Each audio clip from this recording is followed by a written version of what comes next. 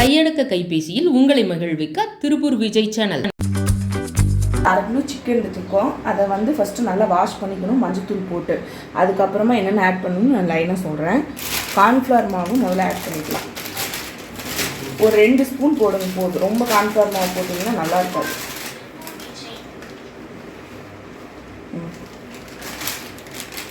அப்புறமா வரமிளகாய் தூள் போடுங்க. தேவையான அளவு கொஞ்சமாக போட்டிங்கன்னா போதும். 1.5 டீஸ்பூன் போட்டுக்குங்க. அப்புறம் ஒரு எக்கு ஆட் பண்ணிக்கோங்க.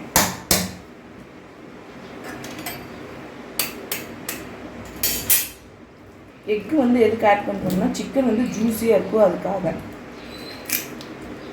அப்புறம் நான் கடையில் ஒரு என்ன சொல்கிறதுன்னா ஒரு சிக்கன் 65 பொடி வாங்கியிருக்கேன். அதை வந்து லைட்டாக ஆட் பண்ணிக்கோங்க.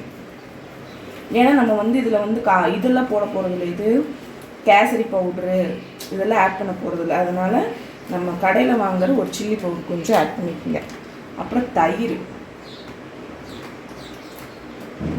கொஞ்சம் 1 ஸ்பூன் போதும். உப்பு தேவையான அளவு. ஏன்னா நம்ம வந்து கடையில் வாங்கின சிக்கன் 65 பொடி வந்து கொஞ்சம் ஆட் பண்ணியிருக்கோம். அதுலேயும் உப்பு காரம்லாம் இருக்கும். அதனால தான் உப்பு தேவையான அளவு கொஞ்சம் ஆட் பண்ணுங்க போதும். பச்சரினா கூட கொஞ்சம் சேர்த்துக்கலாம். இஞ்சி பூண்டு பேஸ்ட் ஆட் பண்ணணும். இஞ்சி பூண்டு பேஸ்ட்டு 1 ஸ்பூன் போதும். அவ்வளோதான். இதை நல்லா வந்து பிசைஞ்சு உங்களுக்கு தண்ணி மாதிரி இருக்கிற மாதிரி இருக்கும். நல்லா புளிஞ்சு எடுத்திங்கனாலும் அப்படியே தெரியும் உங்களுக்கு. ஆனால் வந்து ஃப்ரிட்ஜில் வச்சிடணும். அந்த காலத்தில் வந்து வெயிலில் வைப்பாங்க. இப்போயே சில பேர் வைக்கிறவங்க இருக்காங்க. நம்ம ஃப்ரிட்ஜில் வச்சு எடுத்துக்கலாம். உப்பு காரம்லாம் அப்போ தான் நல்லா பிடிக்கும். வச்சாலும் ஓகே. ஃப்ரிட்ஜ்லேயும் வச்சுக்கலாம், ஃப்ரீசர்லேயும் வச்சுக்கலாம்.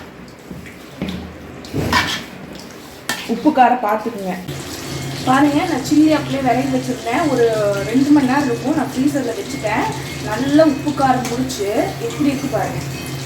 போட்டோன்னே நல்லா மொறு இருக்கும், நல்லா இருக்கும். இதை வந்து நான் ஒரு பேட்ச் போட்டு எடுத்துட்டேன். எப்படி இருக்குன்னு உங்களுக்கு காமிக்கிறேன். பாருங்கள் ரொம்ப என்ன சொல்கிறது இறுக்கமாக இல்லாமல் நல்லா ஜூஸியாக வரும். தண்ணி மாதிரி வரும். இப்படி இருந்தால் தான் ஜூஸியாக நல்லாயிருக்கும். சாப்பிட்டு பார்த்து எப்படி இருக்குன்னு சொல்கிறேன்.